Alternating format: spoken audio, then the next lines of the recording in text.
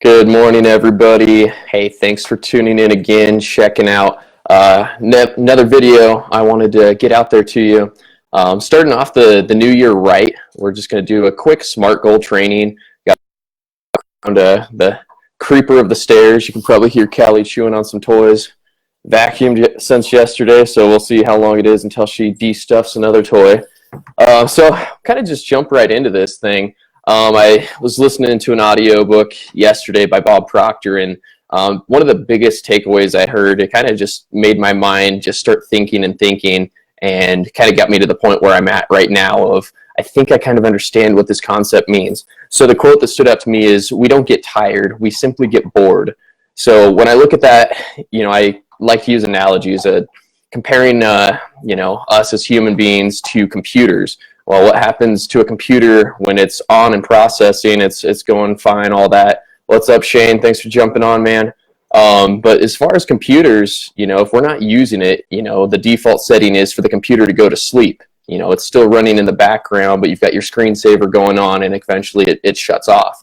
So the concept of, if we're not using our minds, if we're not being actively engaged and creative with our minds, I mean, we're a higher level creature. So if we're not using our full capabilities, I talk about this on one of the video trainings I've released, but Maslow's hierarchy of needs, if we're not fulfilled with our food, our shelter, our clothing, our creativity is, not a major priority at that point.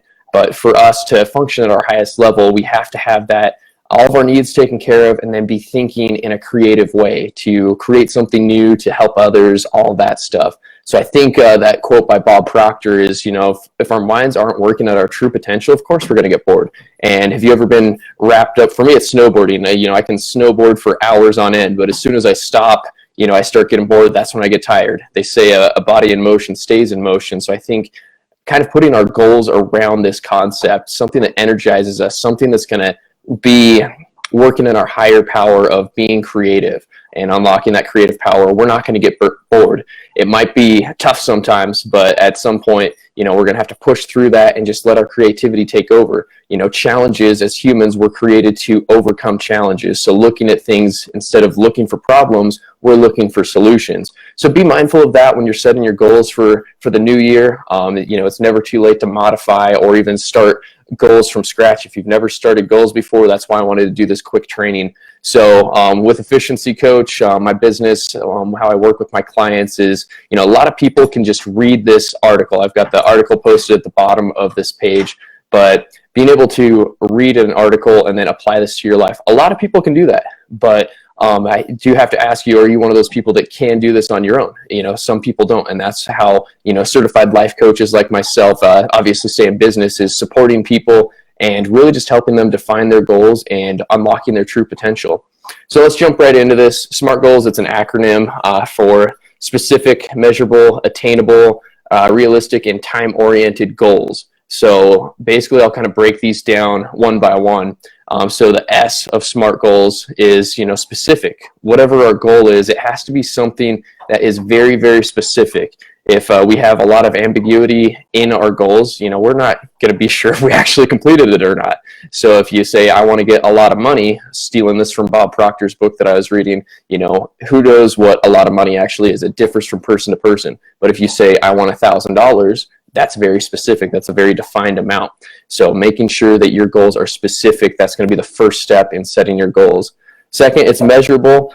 So for me in high school, we went over the SMART goal training, and it went through one ear and out the other, and I just, I could care less. But now that I'm older and I've kind of practiced this, I've been able to actually track all of these goals, and, when I'm struggling and never really getting what I set out to get, it's because I'm not following this formula. So keeping this formula in mind is definitely going to help a lot if you're looking to set some goals that you actually want to achieve. So the second step in this is measurable. We need to make sure that our goals are measurable. A good way to track things. I mean, there's plenty of apps out there these days if you're into technology and getting things tracked for you. But being able to make sure that we have a starting point and we can measure, did we accomplish this? How close are we to accomplishing this? What does that look like? If my goal is to earn $1,000 while I'm at 750, I need to keep going. Or maybe my goal needs to change directions. But that's, if we don't measure it, we don't know where we're at and where we're going. So the second one, depending on where you're at, excuse me, the third step in this is attainable or action plan.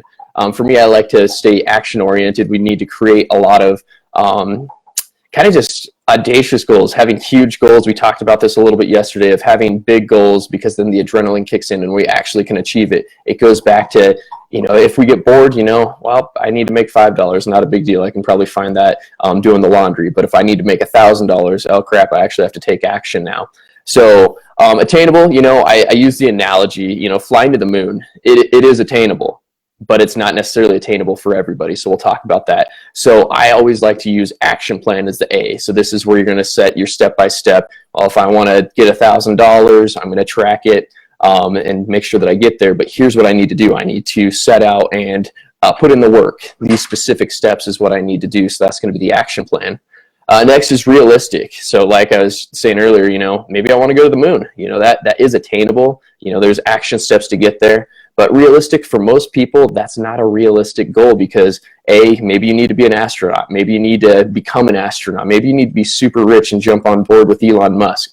But something like that is, you know, you have to become somebody different to get your goals. And we can talk about that in a different video. But, you know, going to the moon is not always realistic for most people where you're currently at. Obviously a great goal to strive for, but sometimes you're going to have to become somebody else along the way, which, you know, that's all goals are about, is a journey and growing along that journey, in my opinion. So keeping those goals realistic.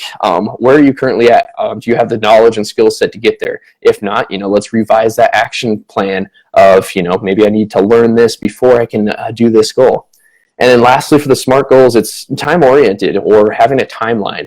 Again, I want to make $1,000. Cool. Well, if I never say by when, it's never going to happen. So making $1,000 by March, whatever. But having a specific goal, March 1st by 12 o'clock, the more specific and more defined our goals are, the easier they are to get there. And that's the cool thing about goals is, you know, you don't always have to change them, but you can always pivot and make sure we fine tune the details as we're going. So being able to use this knowledge and use this formula, the facts are, by the end of the year, 92% of New Year's resolutions end up failing. So that means only 8% of the population actually achieves their goals. And the big reason for that is because they don't have a set formula. They don't have a proven and tested method to actually achieve what they set out to achieve. So I hope this video is helpful for you guys. Give me some likes. Appreciate everybody that jumped on. But if you guys have questions, use the link below, free SMART goal sheet. There's an outline of this if you're more of a physical hands-on person. It's just like learning. The more avenues or more ways that we hear, see, feel, you know, we're going to learn better. Same thing with our goals. We're going to become more and more in tune with them if we write it down, if we read it every day, if we talk to others about it. So there's a free SMART goal sheet. Feel free to print it out. You can always just open it up as a PDF and write your goals in there. But post it up somewhere you can see it every day. That way you can make sure that if this goal is that important, of course I want to see it every single day. So use that link. Thanks again for all the support, guys, and I hope you keep crushing this year. Have a good one.